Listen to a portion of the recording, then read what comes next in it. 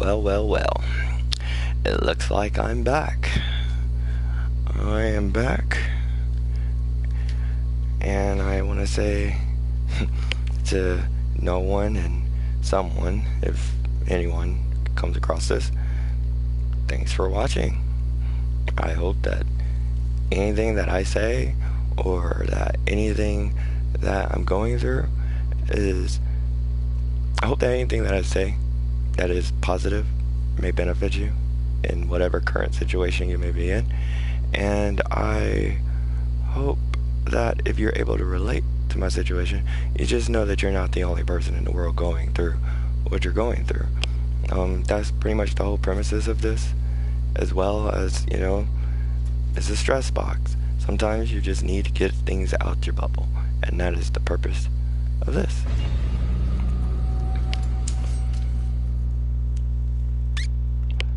So today I wanted to talk about intimacy with your partner. Sometimes when you are with someone, intimacy may be something that can be hard to talk about. So everyone, right? Like when you get with someone, you want to be with someone, and your initial thought is that openness, right? Like, I'm not talking about a girlfriend or a boyfriend or a fuck buddy or you know what I mean. I'm talking about someone that you plan on committing yourself to. So in that regard, generally you want to have a complete openness with that person, right? You don't want any secrets, and you don't want to end up feeling in some kind of way that you are unable to come up to them and talk to them about whatever. Unfortunately, that's not generally how it is. You may get special cases where you just have two open people who are just really open with each other. And me not having that experience, I can't really say whether or not that's great. I mean, that sounds great, right? But I mean, there's always negatives to everything. So I can't really say whether or not the positives would outweigh the negatives in that particular scenario. But what I can say is that generally speaking, when you get with someone, that's your intentions. Your intentions, they generally end up going out the door when you end up getting the repercussions from being open, right? Like, so for example, you have a friend. We're not going to make this a situation where, it's a love interest. We're going to say you have a friend, so we can make it as basic as possible. You got a friend, and this friend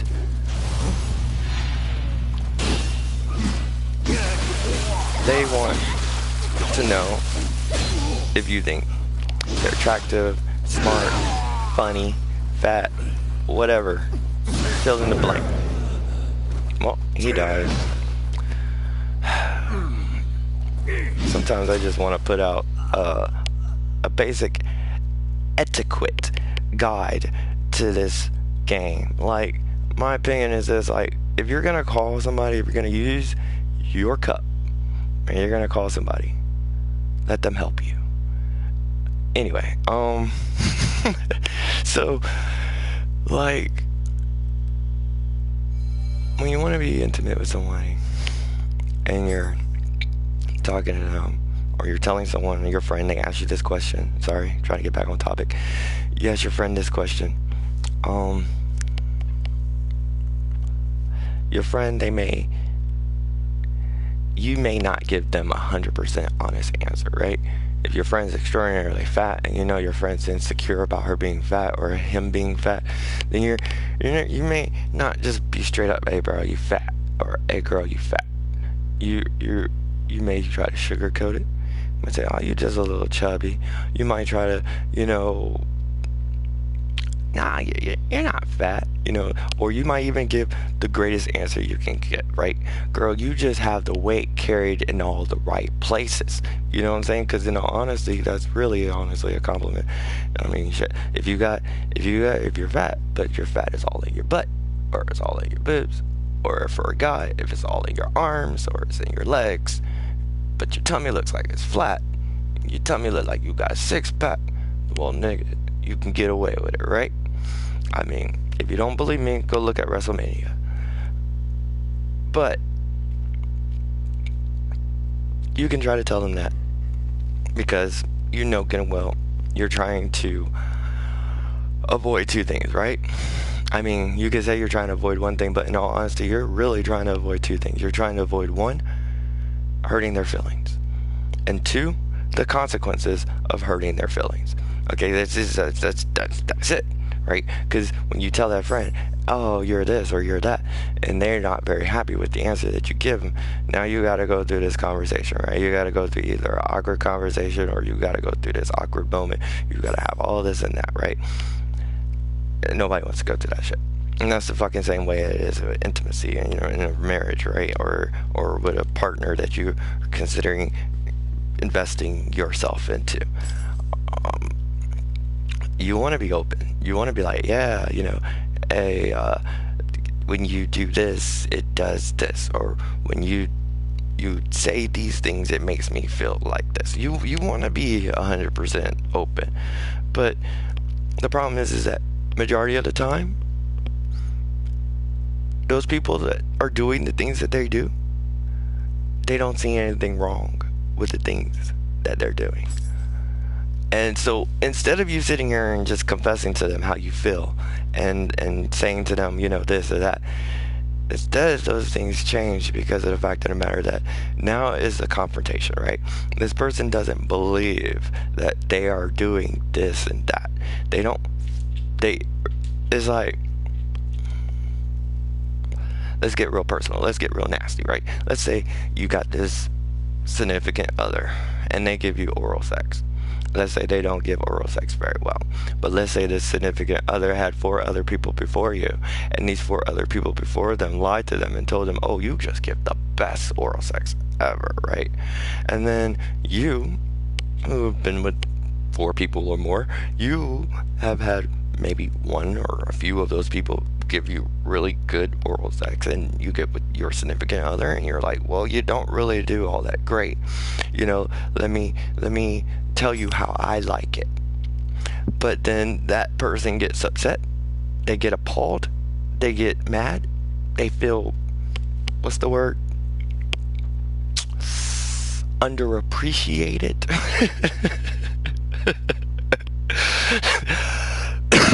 Whatever word you want to put to it, excuse my cough. They get that way because to them, in their head, they're the junk. They are the shit, right? They've had so many people come up to them and, you know, tell them that they're good. And at the end of the day, those people are doing the same thing. Or perhaps those people liked it that way and you prefer it a different way. So the problem that you have to undergo is not telling them, isn't going and talking to them and describing it and trying to, no, you got to get through that whole entire awkward scenario first before you can get to the benefits of telling them, right? The benefits of telling them is, hey, I told you this, so now we can rework your skills to more suit my needs, right? But and ladies, if there is a woman that's listening to this right now, understand this is very important because your man can seem like he thinks he's doing in the bedroom, but at the end of the day, there's going to be certain things that you like that he doesn't know about. You know what I'm saying? And so in that regard, open your damn mouth, say something, be like, hey, you could do better at this if you did this. You know what I'm saying? And oh Lord. And so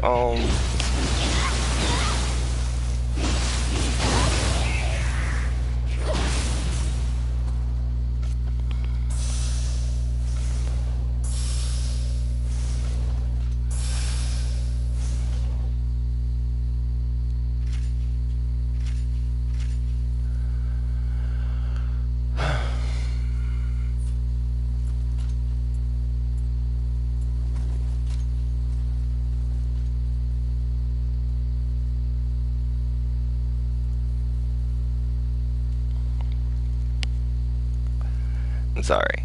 Like, it's their mission. I'm sorry, I'm distracted right now. Getting totally off topic because people like this, I just don't get it. Like, if they're waiting for somebody else, cool beans, but, like, I can't go on and, I mean, like, the way they're doing it, it makes it feel like they're waiting on me. And I'm like, bruh, like, I really can't. It's your mission, bruh. It's your mission.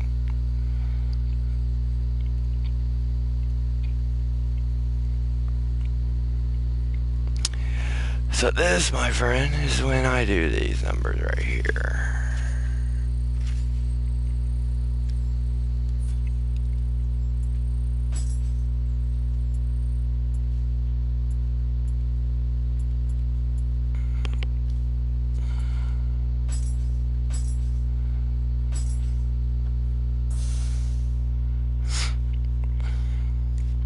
So, anyway, so my thing is like,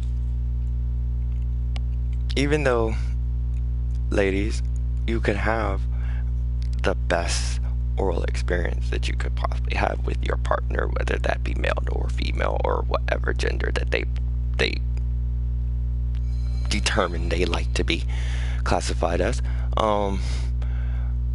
when you explain this interest to your partner, and if that partner takes that interest to heart and actually begins to try to do things in the nature that you want them to, it'll benefit you.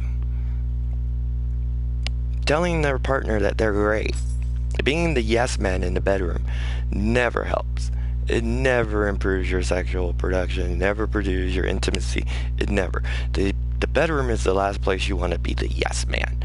You don't want to be the yes man in the bedroom. I'm sorry I said that like so many times, but I cannot reiterate that enough.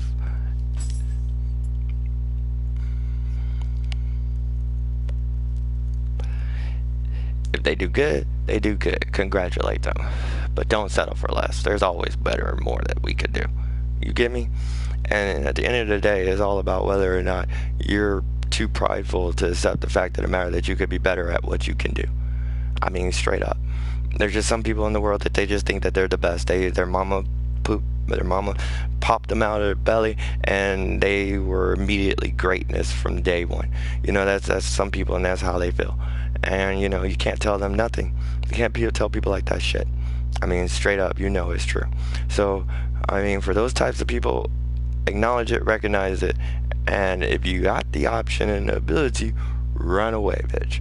Run the hell away. Because if you don't run away, then don't say I didn't tell you so. Because at the end of the day, people like that, the sky is not the limit.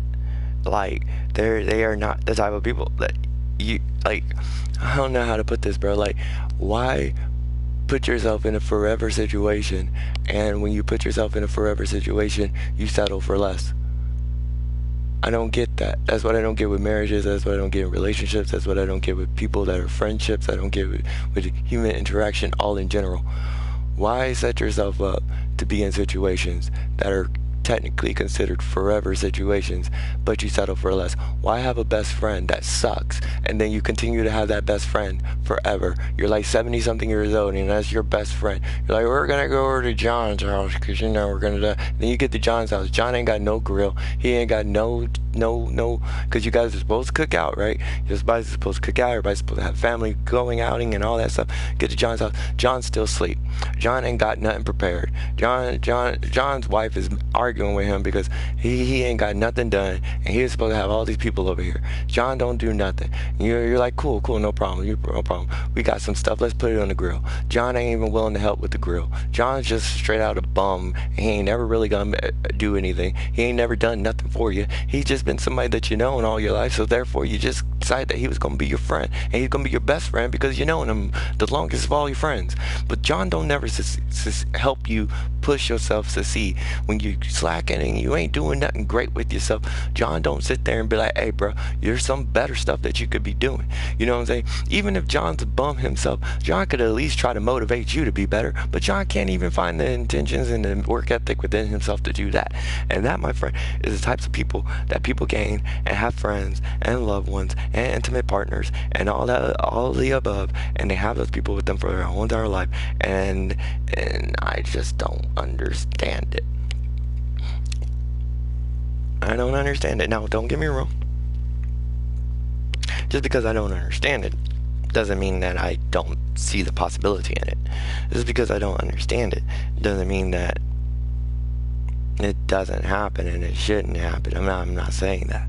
I'm not shaking my finger, wagging it, and saying bad dog to this. All I'm trying to say is that, like, if you're in a logical position where you are not currently committed to something, and you're not in a situation where you are going to be forced to commit to something, then why put yourself in that situation if you can see the red flags beforehand? You don't see the red flags, you don't see it, we can't blame you, we can't fault you, we can't elbow you upside the head for your ignorance. You know what I'm saying? That's not your fault. It's not your fault. You didn't see it. You know what I'm saying? And it's funny, right? Because it's like one of the worst things you can do is tell somebody that they're ignorant, right? And it's hilarious to me, because the only thing you're doing is telling somebody that they don't know, right? Like, I would rather be I would rather be called ignorant than be called stupid. You get what I'm saying? Because if I'm ignorant, then at least I have the potential and the brain power to understand and comprehend. If I'm called stupid, that means that my brain and my mental capacity isn't even in the range of being able to even comprehend anything, right? It's like what's that guy's name? It's like in The Flash, right? Or that dude, I can't remember his freaking name right now. I'll probably remember some later on time. But it's like that dude from The Flash, and he's sitting there, and he's like coming up with all these plans, and he's like, you'll never understand or comprehend. And Barry's like, I don't want to understand, I just want to stop it. Right? But the point that I thought was funny with all this, right, is that, like, if you ever noticed in that whole entire thing, the only thing Barry had to do was stop. Like, majority of all the plans, right? I'm sorry, I'm getting off sidetrack, but I have to say this. The majority of everything that happened, right? The only thing Barry had to do was just leave him the fuck alone. Just stop chasing after that dude. Majority of all the plans that dude had, they were originated, orchestrated, and put into mastermind plan by the Flash. The Flash is the one that carried out majority of those plans. Majority of those plans wouldn't have taken place without the Flash's involvement. You get me? And so the thing I find funny to all that is, like, if Barry would have just stopped, he said, you know what, fuck this, I'm not gonna chase this dude, I'm gonna go drink some coffee, I'm gonna enjoy my marriage that I haven't been in for very long yet. You know what I'm saying? I'm gonna enjoy my marriage, I'm gonna enjoy my woman, I'm gonna enjoy my friends, I'm gonna go out and have coffee, I'm gonna enjoy running, because freaking running is great. I mean, I don't know about you might not be a runner, but I used to run a lot. And I tell you one thing, you need to clear your mind, go run. It's awesome, right? So, you know, just go run, Barry. Just go run. You know what I'm saying? Just forget that. Go save somebody else. Go after another villain. You know what I'm saying? Just like, you know what? You're not worth my time, because apparently I'm doing all your work for you. So I'm gonna let you go out there and do your work, and then just catch you in the middle of your actions, right? Because that's all you had to do. But instead, he's out there, I need to figure out how to stop this guy, and then he consistently is getting himself more and more and more trouble. Now that I think about that, as a perfect analogy or metaphor for what I'm talking about, right? Like people are ignorant. Nobody wants to admit that they're ignorant, because for some reason everyone would rather act and pretend like they know everything than to feel like they don't. And I don't get it. Like I said, I'm that type of person, bro. If I don't know, I'd rather tell you straight out. Maybe you're going to educate me. Maybe you're going to tell me something that I didn't know before in the past. And now all of a sudden, guess what? I'm 10 points smarter than what I was before. You know what I'm saying? I'd rather take that knowledge. Anything that you're willing to give, bro, I suck it and consume it like it's freaking a woman at a... Never mind, I shouldn't go there. But the point that I'm trying to say is that knowledge is power, bro. I'd rather be knowledgeable than ignorant, and I'd rather be ignorant than stupid. So the fact that people are always upset about being ignorant kind of puts you in a hard place, right? Because you want to freaking be open. How can you be open with someone who's so prideful that they don't even want to be able to be in a place where they feel like they don't know about something? You know what I'm saying? Like, Google is at our fingertips all the time, you know what I'm saying? So if you don't know something, people want to always whatever. Look at it like this, right? I bet you, right? The amount of significant others that look up instructional videos about sex is phenomenal. It's a huge group of people. Like, it's large, bro. Like, it's large, right? Like, these people are like vast, right? So what is the problem with this? The problem with this is that you are getting the understanding of how to satisfy someone from someone else. You're not getting the understanding of how to satisfy that partner that you're with. I remember I watched this show a really long time ago, right? And this guy, he made this comment. He said, what I failed to understand. He was on the show and he was talking about his wife, and they had priorly gotten into this point where they were about to get a divorce. They went to marriage counseling. The marriage counseling wasn't working. And then he said, you know what, we're gonna work on this ourselves. You know, him and her, them together, they said they're gonna work on this themselves. And they said that when they stopped getting the advice of everybody else and they actually started to listen to each other, that was when their marriage actually started to work. And then they said that the guy said that his line that really stuck out to me was that what I failed to understand was that I was loving her the way I wanted to be loved, but I wasn't loving her the way she wanted to be loved. And I think that is so fundamental, right? Like his marriage was failing not because he didn't love her, not because he didn't cherish her, not because she didn't love him, not because she didn't cherish him. Their marriage was failing because they were loving each other from the wrong perspective. He was loving her from the perspective of how he wanted to be loved, and that's not how she wanted to be loved. And vice versa, she was loving him from the perspective of what she thought he wanted to be loved, because that's how she wanted to be loved. So what they did to correct their situation, you know, that way I at least tell you the end of the story, was that they swapped. He started pretty much displaying the habits that she would do to him to her, and she started displaying the habits that he used to do to her all the time to him.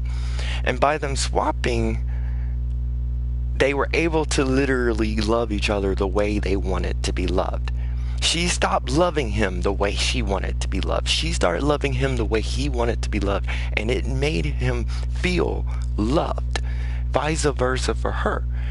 And so you have to understand, you can't get in a situation, get advice from other people, talk about this sexual intimacy and all that crap, and get all this advice from other people. Go online, watch YouTube videos of how to get blowjobs, watch YouTube videos of how to eat a girl out. You can't do all that and then all of a sudden think that that's what's going to make you the beast in the bedroom, or make you think that, you know, that your loved one is never going to find someone better than you.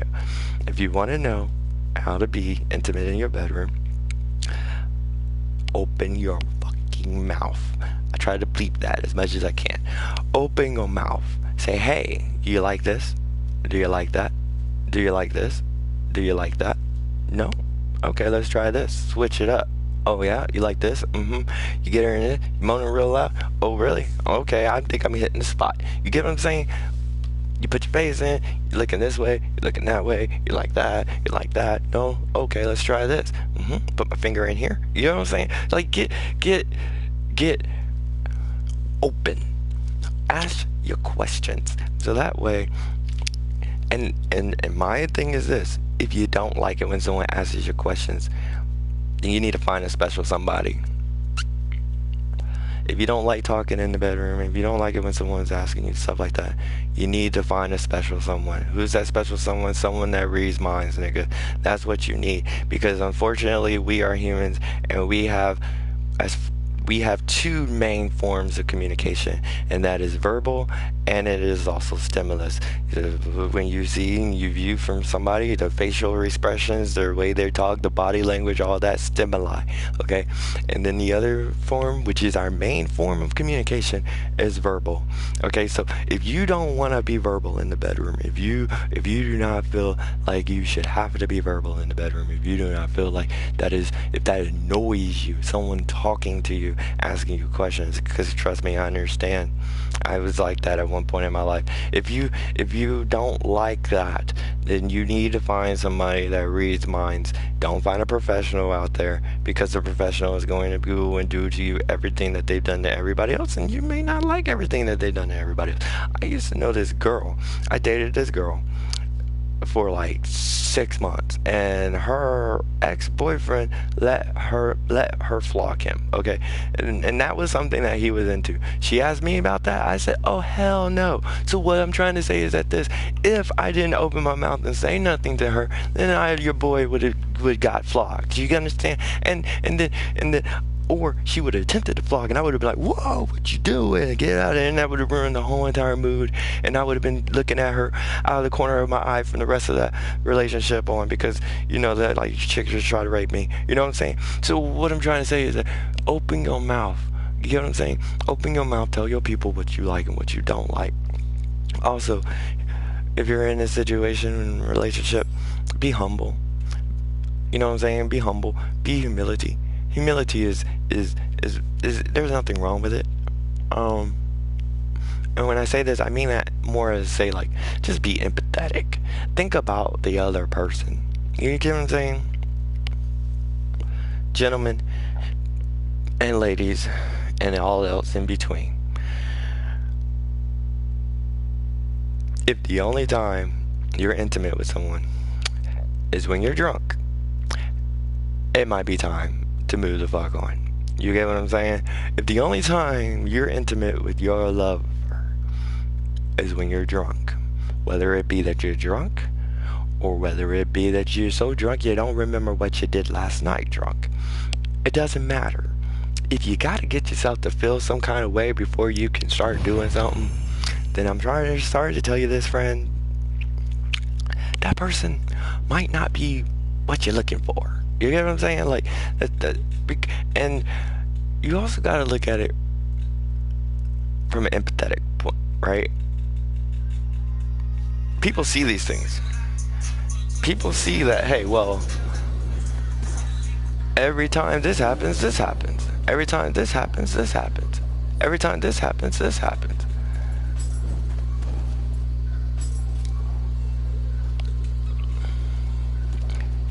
And by them recognizing that and understanding that, then they're going to end up understanding that, or not understanding, but they're going to end up thinking you don't want to do anything. You just want to do stuff because of the fact of the matter that you're wasted. And if you're a guy, look, right, let's be straight up, man. We like to sit here and act hard because that's what we were taught. We were taught, yo, shut the fuck up and deal with it, right? Like that's our mantra. That's our life and the style of life that we chose. But let's be straight up, right? Like, you pulling in a lot of people, bro. I mean, I don't know what level you are. Maybe you're like super high. I'm not high on this character.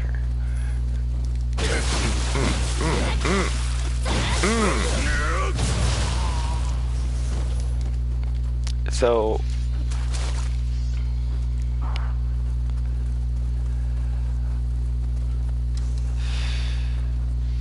my thing is that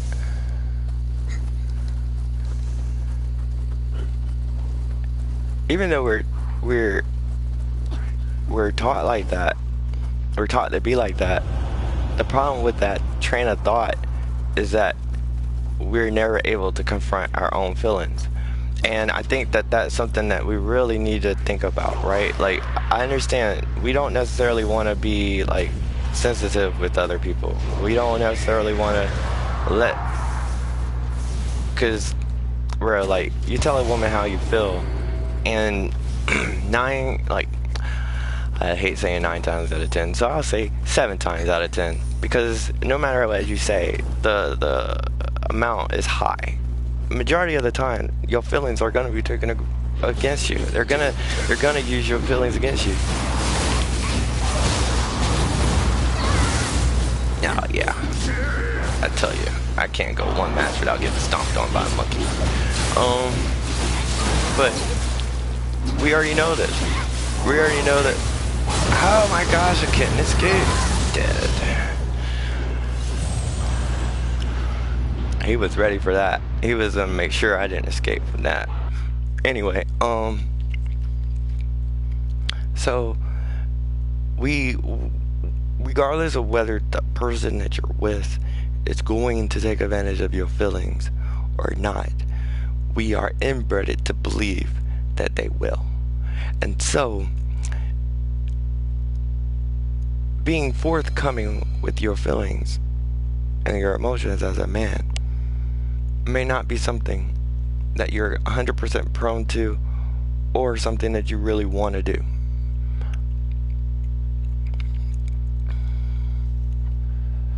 But with that being said, it doesn't mean that you should not reflect on your own feelings. It doesn't mean that sometimes you can't get in a fucking room by yourself and say, okay, nigga, what the fuck is bothering me? You know what I'm saying? What is messing with me? Why am I acting like this? Why she got me all up in here? You get what I'm saying? Like, you know what I'm saying? Like, you gotta be, sometimes you gotta be held accountable for your own feelings. You can't always be like, well, I can't talk to somebody how I feel. Okay, nigga, well, you can't talk to nobody about how you feel, then talk to yourself. You know what I'm saying? You do it all the fucking time. Don't call yourself crazy, just do it. You know what I'm saying? So like, sometimes niggas, we need to sit down and we need to think about what we're saying. When we young and we stupid, we like to sit there and be like, well, shit, is she drunk? I don't care, blah, blah, blah, blah. And that's young and stupid talk. Because when you get older, if you actually stay with that girl and that mess continue to happen, you're going to start getting a little insecure, my nigga. You're going to start trying to figure out why every time you trying to do something intimate with your partner, that your partner can't be straight and level-headed. Your partner has to consume something in order for them to touch you. And at the end of the day, you're going to do the same thing a woman does. You're going to think something wrong with you. Because at the end of the day, we all human. We all have brains, and we all got insecurities, bro. We all got insecurities. Some of us are better at hiding our insecurities than others, but we all got insecurities. So the point I'm making is that if that is happening, that's a red flag. What you need to do is you need to either talk about it, or if you're not man enough to come out and talk about it, you need to move on. Don't call her back. Don't pick up the phone. Don't text her back. Or if you man enough about it, text her. Be like, hey, yo, I'm not feeling this no more. I think we should just be friends. Or, hey, man, I'm not really feeling this no more. I think we should move on. You know, because at the end of the day, like, I really don't talk. Coming from experience, exes don't make friends. You get me? Like, I'm talking from straight out experience. From straight out experiences, exes don't make friends. Like, you'll say that line. Everyone, it feels like that line is you saw how easily it was when I came out. You know what? I feel like we're not making it, so I think that we should just be friends. See how easily that line came out? Because we're so prone to saying, you know what? I think that we should just be friends. But at the end of the day, nigga, majority of the time, if you guys ain't still doing something after you break up, then you're not friends. You get what I'm saying? There's there's certain really small situations where the person and you will still be friends, and I've never met that. I've not had that. Um, I've not I've not had that with anyone. And I'm not saying like I'm not cordial with any of my exes. I'm not saying like I don't like any of my exes. I'm not saying like I'm not friends with any of my exes. I'm not saying that well, not friends. I can't say that I'm not associated with any of my exes, and I can't say like I don't care about any of my exes, right? Like if any of my exes were to die, get shot, killed, murdered, raped, anything horrible happened to them, I would feel devastated. It would be horrible, you know what I'm saying? But at the same damn time, am I gonna call my friend? Am I gonna call my ex and be like, "Hey, girl, what you doing? You wanna go hang out? Me and the wife, we gonna go here. You wanna go with us?" At no given point am I gonna call my ex and be like, "Hey, girl, hey, we trying to have a cookout. What you doing? Let's go cook out at your house, blah, blah, blah." There's no time that I'm doing that. And if you have an ex and you guys do that, sweet. Because in all honesty, that's always what I wished for. But at the end of the day, I have not seen that happen. When I say seen, I mean not just from my own personal experience. I mean like from my friends. I've never seen any of my friends. I've never seen my brother. I've never seen my sisters. I've never seen anyone have a relationship that's intimate with someone, and then after that intimate relationship, they just continue on in their friendship, and they are still friends today. They still talk today. They still hang out. They still do things together. Their families are friends with their families. I have not seen any of that in my life, okay? But like I said, I'm not shitting on it. I don't hate it. If you are in that situation, you're awesome, and I commend you. I just have never experienced it. Okay, every situation that I experience, I just tell a girl, "Hey, we could be friends," and then 6 months to a year later, that girl shows up back in my life and she wants to, you know what I'm saying? That's it. She don't want to be my friend. I mean, she be my friend. She'll talk to me. You get what I'm saying? She'll talk to me from time to time a little bit. You know what I mean? But she just want to fuck. You know what I'm saying? Like she just want to fuck. That's it. And that's it. Like, that's it. Do it, yeah. Talk to you a few times more. Hang out with you. Maybe drink a few bit, whatever. And then fuck. And then fuck. And then don't talk to you no more again. Move on with your life.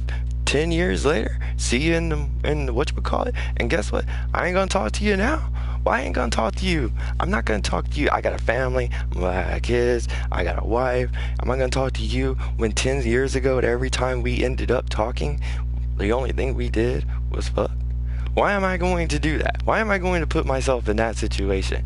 You know what I'm saying? Now, don't get me wrong. I understand there are people that do put themselves in that situation, and I do understand why people would put themselves in that situation. But me, trying to be as logical as I can be, I don't see that as appropriate. I see that as me putting myself in a situation where I'm going to end up paying child support, getting divorced, not having everybody in my family look down on me because I did something stupid. I'm gonna waste my whole entire years of I'm gonna waste my whole marriage. I'm gonna waste my family environment. I'm gonna have to have a custody battle between me and my kids just for one night of fun. Fuck that, bro. You gotta be smarter than that. You gotta be smarter than that.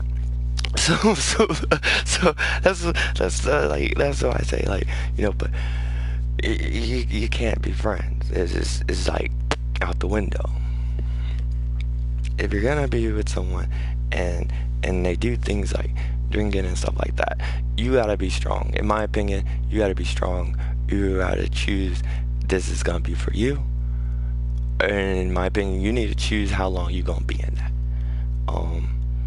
If I could give any advice to young people, you know what I'm saying, because I play games, and I feel like the only people that would really come and see anything that I do, if anybody did come, would be young people. And I mean, people my age and below. I'm not young though, but I would think I would be people my age and below. So we'll say like I'm like, in my opinion, I'm like 5 years past the young phase. You know what I'm saying? Like I think like once you hit 30, you're no longer young anymore. You're like middle age. You know what I'm saying? I hate it when like some old person comes up to you, right, and they're like, "Hey, young, how old are you?" And you tell them how old you are, like you're 30 something, and they're like, "Oh man, you're still young and you still do. You got to like, bro, like I know I'm not." I appreciate you trying to make me feel good about myself, but I'm not. In fact, to let you know, you telling me that I am young is actually insulting to me because I want to be older. I want to have the whole entire pepper in my beard. I want to have the whole entire like little salt pepper in my hair. You know what I'm saying? I want to have it all, bro. You know what I'm saying? I want to get that nice like Denzel Washington mixed with Sean O'Connery look. Get what I'm saying? And I'm talking about like not Sean O'Connery now, because like back in the day we were like, dang, that nigga aging good, and then we were like, well, wow. Wow, I thought that dude was old, but no, he wasn't old. He's really old now, though. He's like super old now. That dude wasn't old back then. Man, that dude looked ancient back in that submarine movie, bro. Like, he wasn't old then. You're telling me that he was just like in his normal age then? Oh my gosh, bro. That dude is aging bad. You gotta understand it like this, right? You age bad when you look like you 20 years older than what you are. Okay? When you look like you 20 years older than what you are, you're aging bad. Okay? I don't care what you say. Some people be like, "Oh, but you look good." No, you don't. You don't. You're 20, you're 40 something years old and you look like you're 60. Yeah, it's not good. Okay? I don't care what nobody says. That's not good. You don't want to look 60 in your 40s, okay? You want to look like maybe 50. You know what I'm saying? If you want to, you know, and I'm talking about like you want to look 50. I mean, like after you get home, you take a shower, you wipe it all off, nigga. Like you want to look like you're back to being 40. You get what I'm saying? Like, you know, after, you know, but you don't wanna be 40 years old and you get out of the bed looking like you're 60. You ain't took a shower, you ain't done nothing to spruce yourself up, no nothing. You just look like you 50, 60 years old. Like, no, because you're aging. Your body is aging faster than the time you're on this earth. So therefore, you're not aging good. You get what I'm saying? You either want to age at the same rate that you're aging, a little bit faster or a little bit slower, but never way faster or way slower. If you age way slower than you look, then what happens is you got to deal with that BS, right? It's like I feel bad for little people when it comes to this, right? Because like I've had like 3 people in my life that were my friends that were little people, and like the thing I feel bad about with little people is that like I saw my friend like, let me say like 4 months ago, maybe a little bit more than that, maybe it was 6, 7. It hasn't been a year, and like she still look like she like 22, 21. You know what I'm saying? And that's to me like my daughter thought she was like her age. You get what I'm saying? Like, so it, to me, she looked like she's 21. I've known her for so long. Of course, she gonna look like she's 21, 22. Somebody else who don't know her, they think she a little kid. And, like, it irritates the crap out of her. You know what I'm saying? Because, like, from the way she explains it, she likes being seen as young, but she doesn't like when she kisses her boyfriend that they think he's a pedophile. You get what I'm saying? Like that's the point that I'm making. Like, so like I feel bad for him because it's like little people, they usually either have two options. It doesn't never seem like they get the middle ground. It always seems like they don't age very fast at all, or they age really bad, like really bad. So I always feel bad for them. Guys, y'all need to learn to be truthful with yourselves, regardless of whether or not you are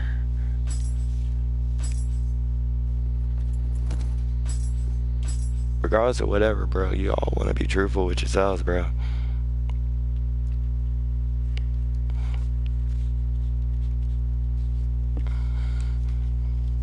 It's like, in my opinion, that's the reason why a lot of guys end up finding out that they're gay way later on in their life, or coming out the closet way later on in their life, or guys that are gay end up finding out that they're not gay way later on in their life. Yeah, it happens. Like, the reason I feel that way is because none of these niggas is becoming in tune with themselves. You get what I'm saying? Like, you're not being in tune with yourself. Be in tune with yourself. You know what I'm saying? Fuck the whole spectrum shit. Fuck the whole entire, like, women rights, men rights, all that shit. Just be truthful with your fucking self, bro. Like if it hurts your feelings, nigga, then sit down and talk to yourself and tell yourself about how it hurt your feelings, nigga. You don't gotta let nobody else know. You don't have to sit there and be whatever. But if you gonna sit there and get your feelings hurt and then brush that shit the fuck off and then act like it didn't happen, and then 2 weeks later you snap on a motherfucker and that was like your best friend, or that was your baby mama, or that was your wifey, or that was your potential forever, and then all of a sudden you do that shit and it's gone and you have no idea, you know what I'm saying? It's just a moment in your life that just literally went like bam, like that, all because a few days ago you couldn't assess yourself. You couldn't sit there and be like, hey, why am I tripping? Hey, yo, that really fucking hurt. That really fucking hurt. If someone hurt you, I think that's probably the worst part, right? Because when somebody hurts you, like, we feel like the healing process includes letting them know. I think that's funny too, but it's the truth, right? Because like, you hear so many people, oh man, she hurt my feelings, so I'm gonna tell that bitch. Why are you gonna tell her? The only time I feel like it's appropriate to tell somebody that they hurt your feelings is when you know 100% that they care and that there's an actual chance that they're gonna care enough to change. If they're not gonna do either of those two things, then technically you're just sitting there wasting your time and putting yourself in an awkward situation. And if you're actually desiring that change, then go ahead. But if you're not desiring that change, you don't care, blah, blah, blah, blah, fill in the blanks, then can deal with it with yourself and then move on. Because you're setting yourself up for failure, bro.